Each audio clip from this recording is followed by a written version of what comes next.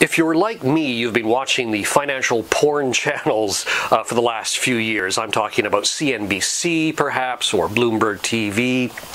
And then fairly often, a bit too often, you'll hear some guy or girl talk about stuff that you go, wow, this is really outrageous. And then about 2 or 3 years down the line, you'll think back to that interview when that talking head was speaking, and you'll say, yeah, that person said everything that was wrong. You know, gold never did go to $5,000 an ounce in 2013 or something like that. That's why we have drawn up what we like to call the financial porn BS detector.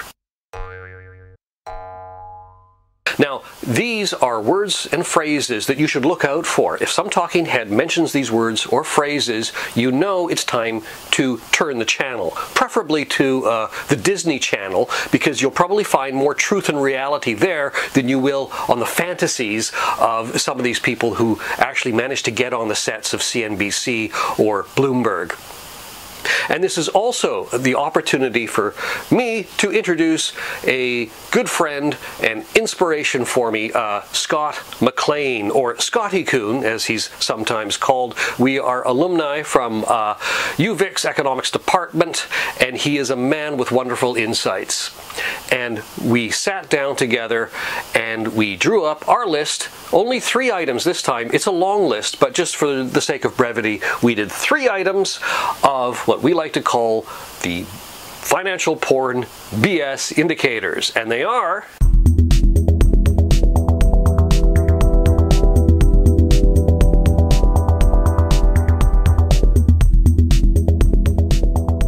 Scott, thanks very much for being with us today, and we're going to talk about those keywords that people should not be talking about. And first off, let's do the wheelbarrow full of cash. Wheelbarrow full of cash, okay? Yeah. I mean, we've heard that before. We don't hear it as much in the old days, back when, you know, the United States was getting its QE off the ground, and we heard all these horror stories about how QE was going to like turn the US dollar into funny money. So the origins of the wheelbarrow full of cash. The wheelbarrow full of cash comes from the post-World War I Germany, and the fact that the German mark became worthless because of the reparations payments that had to be made after the Treaty of Versailles.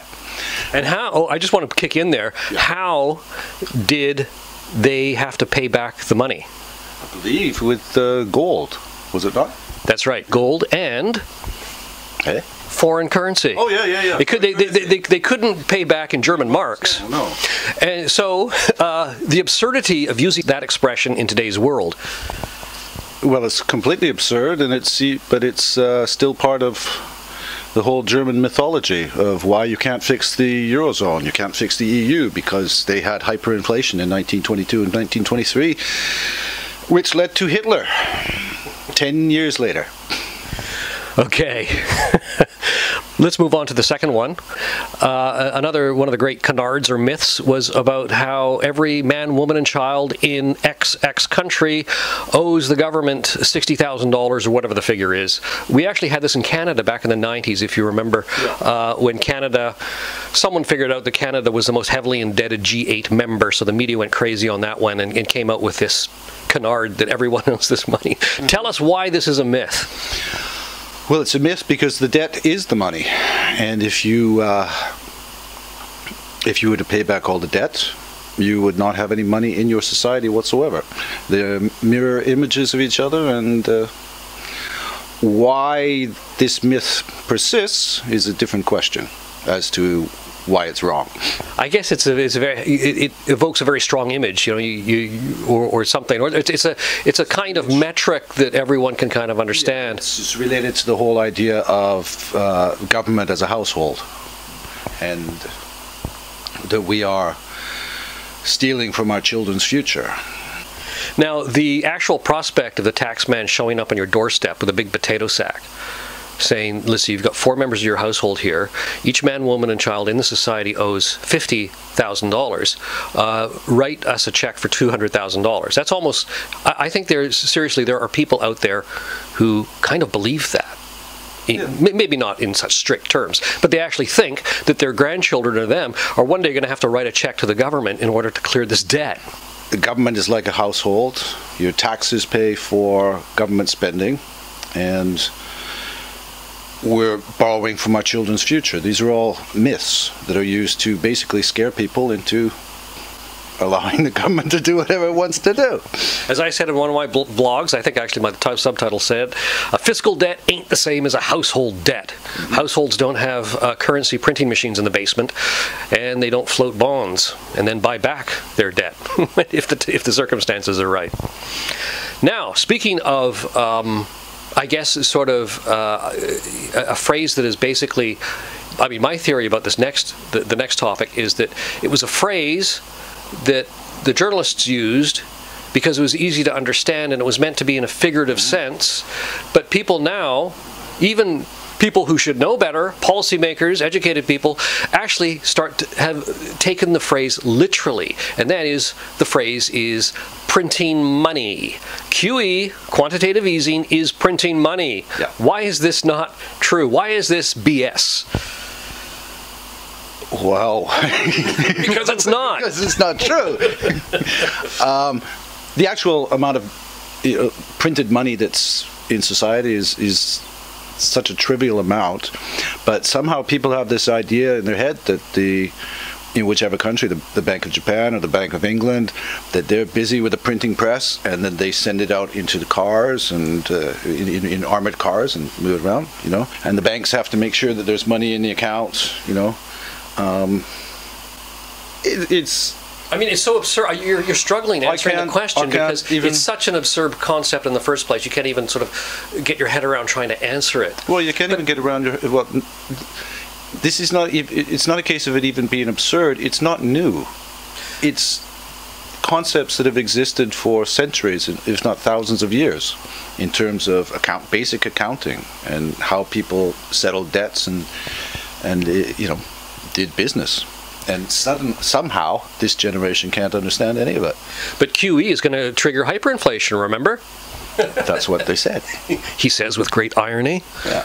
The reality is that QE likely is deflationary. And in fact, we're here in Japan, where the Bank of Japan claims to be trying to produce 2% inflation in the economy, while at the same time doing massive quantitative easing.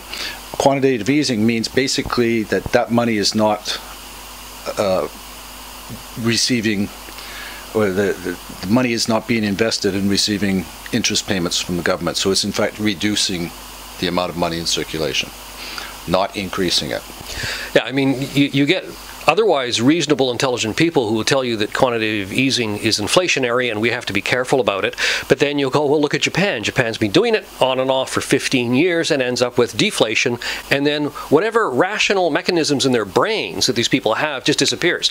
They'll go, oh, no, it's inflationary. Well, then how come Japan went into deflation after using it for 15 years? I mean, 15 years is a pretty good time frame to judge, you know, the results or the outcome of a monetary policy or any kind of policy, isn't it? You would think so. You would think so, but apparently it's not enough. And you'd think some people would have common sense.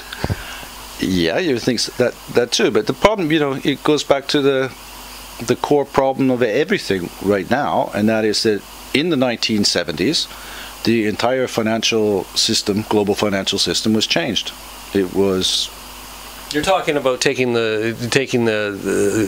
the gold standard. Yeah, removing gold conversion, which in itself was not really so major. I mean, they could have, you know, instead of just removing gold, the gold conversion, they could have just made it a insanely crazy price. Like, instead of changing it from $35 to an ounce of gold, they could have changed it to $1 million to an ounce of gold. Okay, it would have had the same effect as erasing it, as removing it. But what happened is now you have this restriction on money supply that was in place by the gold standard. Again, it wasn't really a restriction. They could have just changed the conversion rate, but they had the mentality that they had a restriction. Once that was gone, there was no restriction.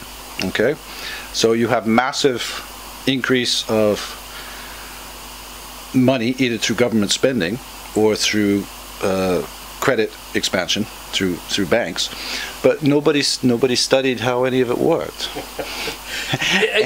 The other thing I've read about it is that no one, even the people who did it, didn't understand the implications of what they were actually doing. No, they didn't. And I remember back my days at university at our alma mater. Indeed. And I remember at the time we'd have third and fourth year classes, and students were saying, this doesn't make any sense. We changed the whole system, but we continue. There was one guy, he would get very, very tense about this. That he just could not wrap his head around how you can change the entire global monetary system and then just continue the same way.